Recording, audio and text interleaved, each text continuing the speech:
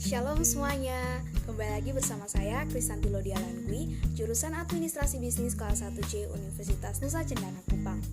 Nah, pada hari ini kita akan kembali lagi mempelajari sosiologi, kita akan kembali lagi mendalami sosiologi. Namun bedanya, pendalaman materi kita pada hari ini diambil dari buku karya William Thomson dan Joseph Hickey dengan judul People in Focus Introduction to Sociology. Nah, dalam buku ini pertama-tama kita akan mempelajari mengenai apa sih sosiologi itu? Sosiologi adalah studi sistematis dan ilmiah tentang perilaku manusia, kelompok sosial, dan masyarakat. Nah, menurut Peter Berger, sosiologi bukanlah praktik, melainkan upaya untuk memahami, sehingga sosiologi mampu melihat peristiwa sehari-hari sedikit berbeda dengan cara kebanyakan orang. Lalu, apa itu imajinasi sosiologi? Imajinasi sosiologi adalah kualitas pemikiran yang memberikan pemahaman diri kita sendiri dalam konteks masyarakat yang lebih besar. Dengan menggunakan imajinasi sosiologi, kita bisa melihat hubungan antara diri kita dengan masyarakat di mana kita hidup, sehingga kita mampu untuk memegang hubungan antara sejarah atau peristiwa yang telah membentuk nilai-nilai masyarakat secara keseluruhan dan keyakinan dan biografi, yaitu pengalaman hidup individu dalam masyarakat tertentu. Imajinasi sosiologi memungkinkan kita untuk melihat hubungan pentingnya antara masalah pribadi dengan masalah sosial. Setiap ilmu sosial berfokus pada perilaku manusia, dan ilmu sosial berusaha untuk menjelaskan perilaku-perilaku dari manusia itu. Namun masing-masing dari ilmu ini memiliki penelaan yang berbeda. Misalnya, sosiologi itu merupakan ilmu yang mempelajari perilaku manusia dengan menekankan pada struktur sosial, kelompok sosial, interaksi, dan masyarakat. Sedangkan ilmu psikolog mempelajari perilaku manusia dengan menekankan pada individu, kepribadiannya, biologisnya. Lalu ada ilmu antropologi. Nah, ilmu antropologi mempelajari perilaku manusia pada masa lalu dengan menekankan pada budaya masa lalu. Kemudian ada ilmu sejarah. Nah, ilmu sejarah itu mempelajari perilaku manusia dengan menekankan pada orang dan peristiwa tersebut yang telah berlalu. Kemudian ada ilmu ekonomi. Ilmu ekonomi merupakan ilmu yang mempelajari perilaku manusia dengan menekankan pada ekonomi dan pertukaran barang dan jasa. Sosiologi mengakui adanya keberagaman, di mana sosiologi sadar bahwa keberagaman merupakan salah satu bumbu yang penting dalam kehidupan ini. Kita bisa membayangkan ya bagaimana jika di dunia ini kita semua memiliki kesamaan. Contohnya kita memiliki sifat yang sama, karakter yang sama, cara berpikir yang sama, pola bertindak yang sama, kemudian kita memiliki rupa yang sama dan lain-lain. Nah, pasti dunia ini akan terasa tidak asik dan tidak indah.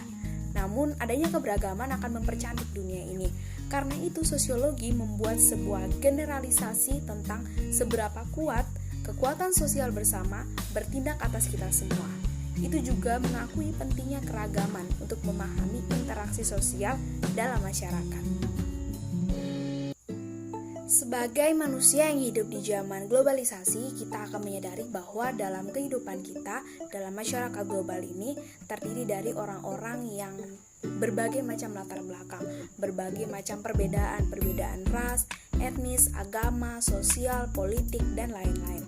Nah, hal ini akan menimbulkan rasa ingin tahu dalam diri individu. Meskipun kehidupan setiap orang berbeda, namun kebanyakan tren dan pola sosial terjadi dengan keteraturan yang luar biasa dan memiliki kesamaan. Nah, di seluruh dunia dan dalam budaya tertentu, orang-orang menggunakan berbagai jenis pengetahuan, termasuk pengalaman, tradisi budaya, keyakinan, penulis, dan sains. Meskipun sosiologi menggunakan semua bentuk pengetahuan itu, sains tetap memiliki alat utama disiplinnya sendiri. Nah, saat kita melakukan penelitian sosiologi, ada beberapa jenis-jenis penelitian yang bisa kita gunakan. Jenis penelitian dalam sosiologi yaitu penelitian eksploratif dan penelitian deskriptif. Penelitian eksploratif berbicara mengenai penelitian yang mencoba menjawab pertanyaan apa, dan penelitian deskriptif yaitu penelitian yang mencoba menjawab pertanyaan apa dan bagaimana. Riset evaluasi. Penelitian yang mengukur efektivitas suatu program. Kemudian ada penelitian kuantitatif, yaitu rancangan sebuah desain penelitian itu menekankan pada penggunaan angka dan statistik untuk menganalisa dan menjelaskan peristiwa sosial dan manusia bertingkah laku. Kemudian ada analisis sekunder, yaitu analisis data yang ada. Kemudian ada desain eksperimental, yaitu sebuah desain penelitian yang mencoba untuk menemukan sebab akibat hubungan antara dua variabel. Variabel bebas, variabel yang menyebabkan mengubah variabel lain, yaitu penyebab. Sedangkan variabel tak bebas yaitu variabel yang diubah oleh variabel independen, yaitu efek. Variabel intervensi, variabel yang mungkin ada di antara yang mandiri dan tergantung variabel dalam percobaan. Hubungan antara teori dan metode, yaitu mereka saling berkaitan. Teori dengan metode memiliki keterkaitan, di mana teori mempengaruhi topik yang mereka pelajari dan bagaimana mereka menyusun pertanyaan penelitian mereka. Dan metode digunakan untuk mengumpulkan dan menganalisa dan bagaimana mereka menafsirkan temuan mereka. Terdapat beberapa perspektif yang digunakan, yaitu perspektif interseksionis yang berfokus pada analisis di tingkat mikro dan perspektif fungsionalisme yang mengambil pendekatan tingkah makro untuk mempelajari sosial dan perilaku manusia Kemudian ada juga perspektif konflik juga menggunakan analisis tingkat makro, dan secara tradisional para pengikutnya menggunakan metode penelitian kuantitatif yang disukai dan yang dirancang untuk mengumpulkan dan menganalisis data tentang sosial institusi atas desain kualitatif yang lebih diartikan untuk mempelajari kelompok yang lebih kecil. Selanjutnya kita akan mempelajari tentang budaya. Nah, budaya adalah artefak, seni, arsitektur, dan barang berwujud lain yang memiliki makna. Nah, kebudayaan mempunyai fungsi yang sangat besar bagi manusia dan masyarakat. Bermacam kekuatan yang dihadapi masyarakat dan anggota-anggota seperti kekuatan luar maupun kekuatan-kekuatan lainnya di dalam masyarakat itu sendiri yang tidak selalu baik baginya. Kecuali itu, manusia dan masyarakat memerlukan pula kepuasan, baik di bidang spiritual maupun material. Nah, kebutuhan-kebutuhan masyarakat tersebut di atas untuk sebagian besar dipenuhi oleh kebudayaan yang bersumber pada masyarakat itu sendiri. Dikatakan sebagian besar oleh karena kemampuan manusia adalah terbatas. Dan dengan demikian, kemampuan kebudayaan yang merupakan hasil ciptaan dari manusia itu juga sudah pasti terbatas di dalam memenuhi segala kebutuhan manusia. Nah, meskipun masyarakat di dunia ini memiliki perbedaan kebudayaan, namun mereka ini sebenarnya memiliki komponen-komponen dasar kebudayaan yang sama, yaitu pasti setiap kebudayaan memiliki simbol, bahasa, kepercayaan, nilai, norma, dan budaya material. Simbol diartikan sebagai tanda yang memberikan makna, biasa berupa objek, warna, suara, isyarat, suara orang, atau apapun.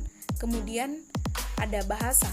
Bahasa adalah sistem yang kompleks dari simbol dengan makna konvensional yang digunakan oleh orang untuk berkomunikasi.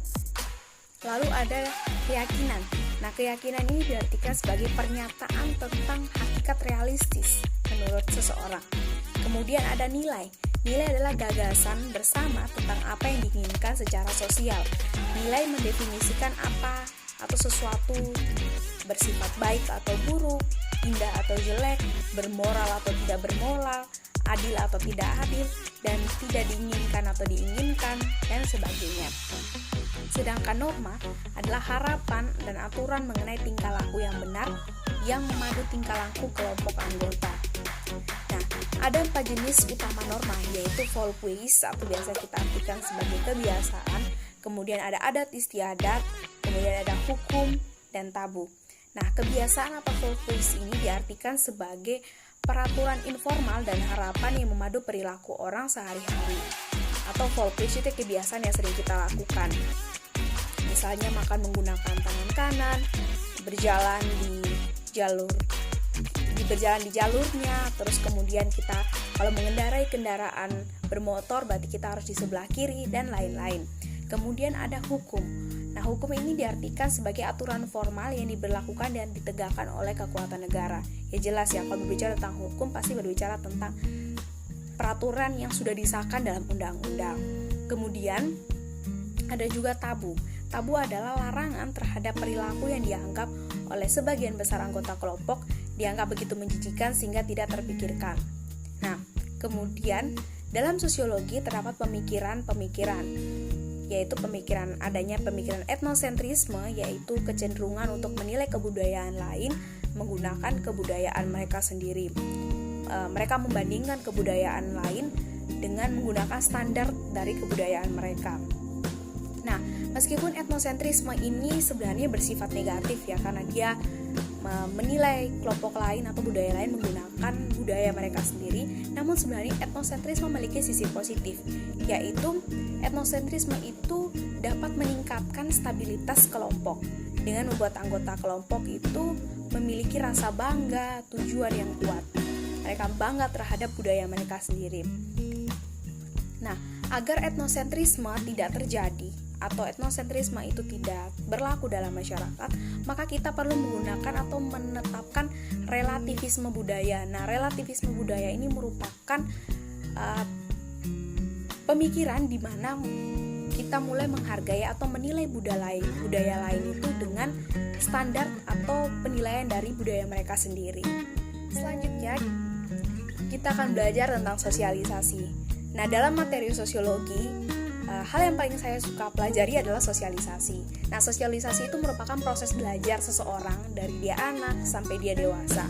Atau dalam bahasa bakunya, sosialisasi itu diartikan sebagai proses belajar seseorang atau anggota masyarakat untuk menerima dan menyesuaikan diri dengan unsur-unsur kebudayaan berupa cara berpikir, cara bertindak, dan berinteraksi dalam masyarakat.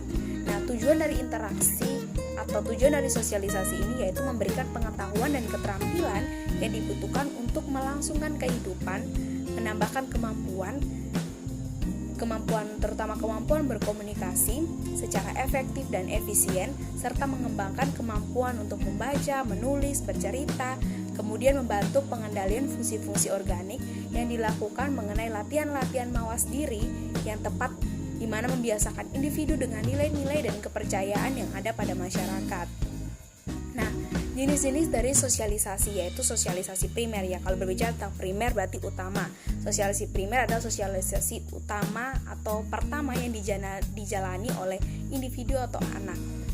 Nah, pasti sosialisasi primer dari setiap manusia adalah setiap anggota kelompok masyarakat pasti adalah keluarga. Kemudian jenis selanjutnya adalah sosialisasi sekunder. Nah, sosialisasi sekunder adalah proses berikutnya yang memperkenalkan individu yang telah disosialisasikan ke dalam sektor baru dari dunia objektif masyarakat.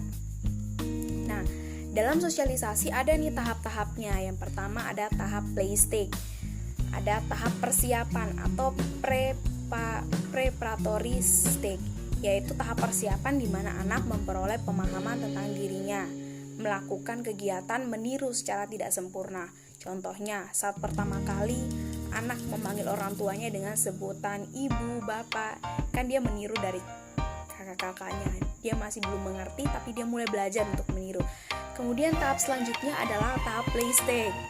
Nah, pada tahap ini, seseorang anak mulai mengambil peran orang-orang yang berada di sekitarnya, mulai meniru peranan yang dilakukan oleh orang-orang yang sering berinteraksi dengannya. Contohnya, anak mulai bermain masak-masakan. Nah, ini kan dia meniru dari mungkin dalam keluarga dia melihat ibunya memasak. Kemudian dia mulai membawa kebiasaan itu atau hal itu atau peran itu ke dalam bermainnya. Dia bermain bersama teman-temannya, dia mulai belajar untuk bermain masak-masak. Kemudian ada tahap game stage. Nah, pada tahap ini seseorang anak atau seorang individu mulai mengetahui peranan yang harus dijalankan oleh orang lain. Contohnya, ketika ia bermain sepak bola, maka ia mengetahui tugas dari seorang wasit. Wasit tugasnya apa dalam permainan sepak bola. Dia sudah mulai mengetahui peran-peran dari orang-orang di sekitarnya. Kemudian ada generalized state, yaitu seorang anak itu mampu mengambil peran semua pihak yang terlibat dalam proses sosialisasi. Dia mampu berinteraksi dengan orang lain. Contohnya, selalu anak itu ia telah mampu memahami peran yang dijalankan oleh orang tuanya. Nah, sosialisasi itu memiliki media-medianya. Media sosialisasi yang pertama pasti keluarga. Keluarga adalah media sosialisasi pertama dan utama, di mana ketika anak mulai dilahirkan, dibesarkan dalam keluarga, maka anak sudah mengetahui keluarga, mengenal keluarga, di mana keluarga adalah media sosialisasi pertama yang mengajarkan kepada anak berbagai macam hal. Kemudian setelah dari keluarga, maka ada media sosialisasi selanjutnya, yaitu teman bermain. Nah, teman bermain itu adalah kelompok bermain anak, misalnya anak-anak bermain dengan teman-teman di sekitar lingkungannya, bisa juga anak-anak mulai belajar bermain dengan teman-teman sekolahnya. Nah, kemudian media sosialisasi selanjutnya adalah media massa. Nah, media massa ini dinilai sebagai media sosialisasi yang memiliki peranan yang sangat penting. Dia mampu untuk benar-benar menarik perhatian anak. Kehadiran media massa ini mempengaruhi sikap dan tingkah atau tindakan dari anggota masyarakat. Nah, nilai dan norma yang disampaikan dan disajikan oleh media massa ini akan tertanam dalam diri seseorang melalui penglihatan dan juga pendengaran. Karena media massa ini kita lihat dan kita dengar, makanya media massa ini lebih tertanam dalam diri seseorang atau seorang individu dalam sebuah masyarakat. Ras dan etnis. Ras adalah sekelompok orang yang tinggal terisolasi di suatu daerah yang menampilkan suatu bentuk ciri tubuh tertentu. Bentuk ciri khas ini menjadi kuat karena perkawinan yang cenderung dalam kelompok itu sendiri. Ras dapat dibedakan menjadi ras biologis, yaitu populasi yang berbeda dari orang lain dalam frekuensi sifat turun-temurun. Kemudian untuk sosiologi, ras adalah konstruksi sosial dan ras adalah kategori yang terpisah dari orang lain. Ras sosial mungkin tampaknya tentang biologi, tetapi mereka sebenarnya sistem klasifikasi dari biologi. Misalnya di Amerika Serikat, jika satu orang tua itu misalnya ayahnya berkulit hitam, kemudian ibunya berkulit putih, anak secara genetik itu biasanya 50% putih dan 50%-nya hitam. Nah, etnis merupakan golongan manusia yang dikelompokkan mengidentifikasi dirinya dengan sesamanya, umumnya dengan dasar garis keturunan yang dianggap sama. Etnis juga diartikan sebagai status berdasarkan budaya warisan, budaya, dan berbagai perasaan, atau untuk menjadi manusia, menjadi hal atau kata-kata. Contohnya biasa orang bilang etnis Tionghoa.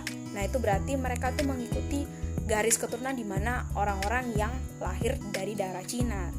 Makanya mereka menyebutnya etnis Tionghoa dan etnis-etnis lainnya.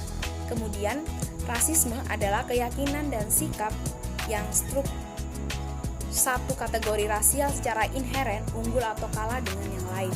Kemudian ada scapegoat yang lemah, nyaman, dan sosial target yang disetujui. Kemudian ada etnosentrisme yang kecenderungan untuk menilai kebiasaan orang lain atau menilai kelompok lain menggunakan nilai atau kebudayaan mereka atau menggunakan standar dari kebudayaan mereka sendiri. Kemudian ada stereotip.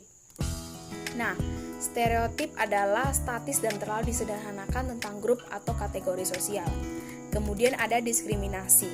Nah, diskriminasi itu perlakuan yang tidak setara terhadap orang karena kelompok mereka berbeda. Nah, diskriminasi itu biasa dilakukan oleh pihak mayoritas kepada pihak-pihak yang minoritas.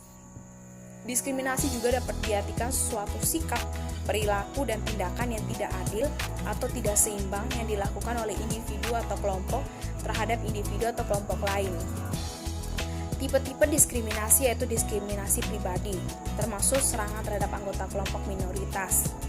Kemudian ada diskriminasi hukum, di mana anggota kelompok minoritas itu tidak memiliki hak hukum. Yang memiliki hak hukum dalam sebuah masyarakat hanya kelompok-kelompok yang mayoritas. Kemudian ada diskriminasi kelembagaan, yaitu perlakuan yang tidak setara dari suatu kelompok yang sangat tertanam di lembaga sosial. Biasanya ini termasuk banyak diskriminasi praktik dan tradisi yang memiliki sejarah panjang seperti itu, mereka hanya tampaknya masuk akal.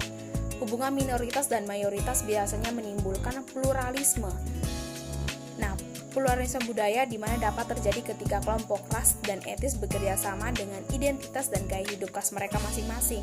Asimilasi merupakan salah satu bentuknya juga, yaitu proses penyatuan dua budaya dengan menghasilkan budaya baru. Kemudian ada akulturasi.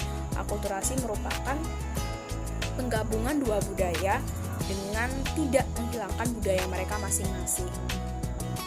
Pendidikan merupakan proses yang dilembagakan secara sistematis di mana mengajarkan keterampilan, pengetahuan, dan transmisi tertentu dari budaya di mana satu generasi ke generasi berikutnya, yang merupakan fenomena yang selalu terjadi di setiap masyarakat di dunia ini.